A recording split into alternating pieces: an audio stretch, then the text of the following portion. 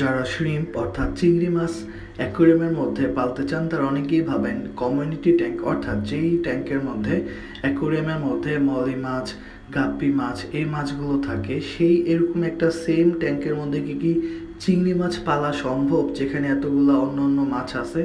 ছোট ছোট চিংড়ি মাছ কি সেখানে বাচ্চা দিয়ে বড় হতে পারবে?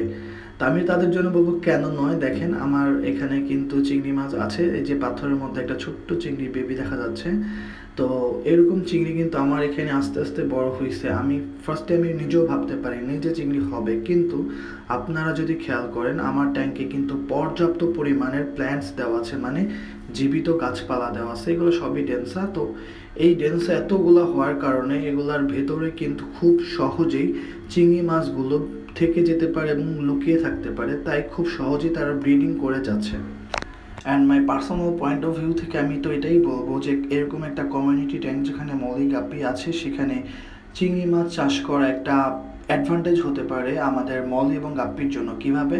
আমরা জানি ব্রাইন শিম খাওয়ালে গাপ্পি মলির বাচ্চাগুলো খুব দ্রুত বড় হয়। তো ব্রাইন শিম্প আসলে কি? সেগুলো আসলে সত্যিকার অর্থে ছোট ছোট চিংড়ি মাছ। তো আমরা যদি এরকম একটা কমিউনিটি ট্যাঙ্কে আমরা যদি চিংড়ি মাছ পেলে থাকি এবং সেখান থেকে যদি কিছু কিছু চিংড়ি মাছ আমাদের গাপ্পি এবং মলি লাইফ ফুড হিসাবে খেয়েই ফেলে, তাহলে কিন্তু সেটা আলটিমেটলি আমাদের গাপ্পি এবং মলির জন্য লাইফ ফুড হিসাবে ভালো একটি পুষ্টিকর খাবার হতে পারে। আমরা যারা ব্রাইন শিম খাওয়াই না ওভার কস্টের জন্য অথবা হ্যাচের ঝামেলার জন্য বা কীভাবে কী করতে হবে বুঝি না, তো আমাদের জন্য কিন্তু এটা খুবই একটা আলাদা পজিটিভ সাইড হতে পারে কমিউনিটি ট্যাঙ্কে ব্রাইন শিম্পের পরিবর্তে এরকম শিম চাষ করা। থার্ড একটি ইম্পর্টেন্ট পয়েন্ট হতে পারে, আমরা যদি ফার্মিং আকারে মলি পেয়ে থাকি তাহলে সেটাকে আসলে ব্রাইন শিম খাইয়ে আসলে পোষাবে না, কারণ মলির রেট কিন্তু খুব কম হয়ে থাকে আমরা জানি।